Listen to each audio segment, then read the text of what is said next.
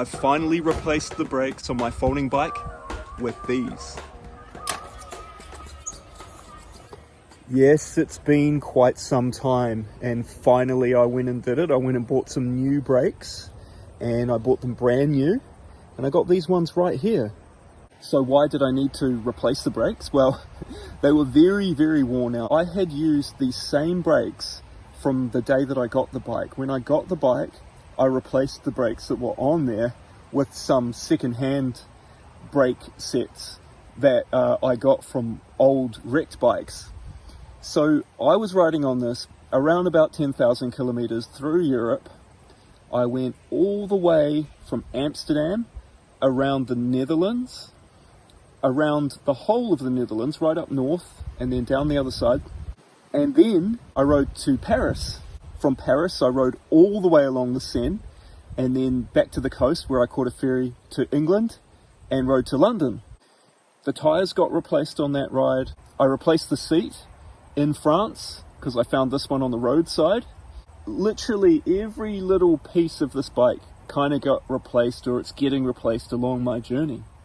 The brakes were one thing that I should have done a long time ago. It's like for safety, right? Especially if you're putting extra weight on the bike. Of course I am. I've got these two carriers on here. I routinely add a lot more weight than is supposed to be on this bike. It's okay, they can handle them.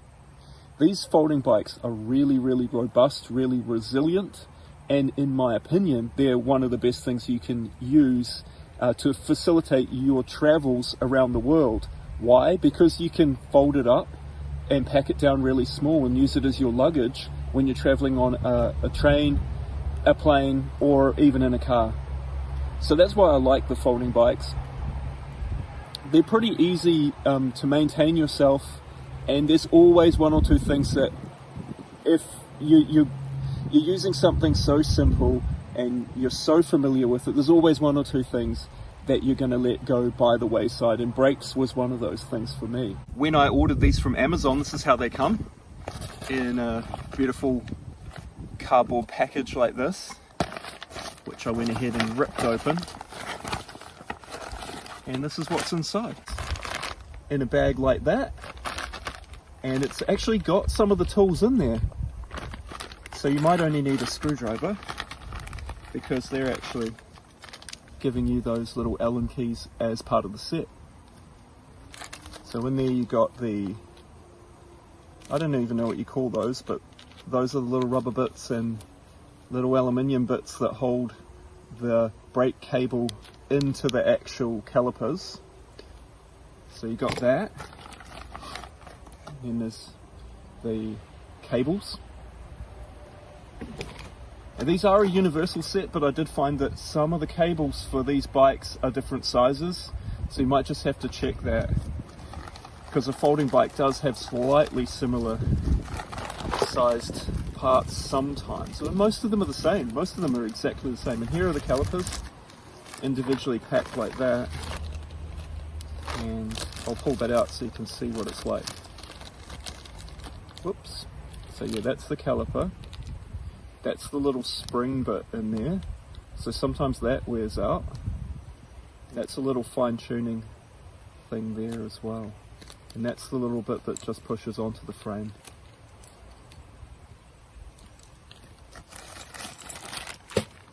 The other thing that's in the packet are these pretty cool hand grips, levers, brake levers here, with a nice functioning spring in there. The spring in here always wears out, so yeah, nice, very light aluminium, and super functional, and also nice to look at.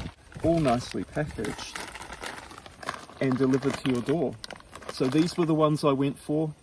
They're not the cheapest, but I like the fact that they had two full sets. Makes it very easy to get the job done. Why am I recommending these brakes to you?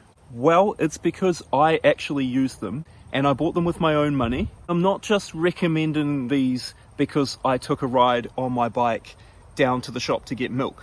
No, I thoroughly tested these brakes for you by riding down an active volcano. So after putting the brakes on the bike the first test that I put them through was riding down a 1,000 meter descent on this bike. And I have to tell you, they performed very well, extremely well. Very, very happy with these brakes.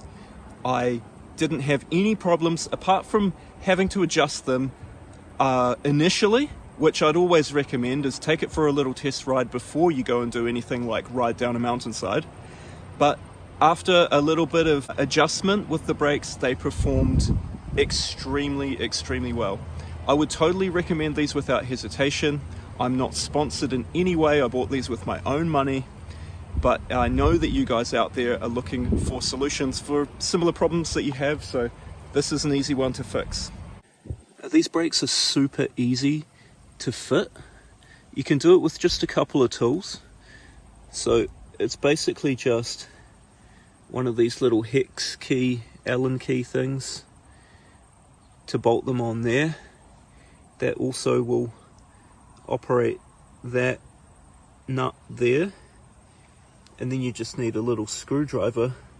You can use a normal flat bladed screwdriver or a Phillips screwdriver. But yeah, that's all you need to do the job to put the brakes on, is those two tools. See, that's a little hex wrench as well for that one. So you unbolt the old brakes, remove the whole lot, unthread the cables through the frame, and then thread the whole lot through again and tighten them up, pull that tight, replace that bolt, and then you'll ensure that you've got a nice tight grip on the wheel. Really, really, really overdue for me. I'll leave the link down below. Otherwise, head over to hobocyclist.com and check out the viewer purchases tab, and you'll find all the cool stuff that other viewers of this channel have been buying. I hope this helps you out if you're looking to get some new brakes. Keep watching the videos for more tips, and I'll see you in the next one.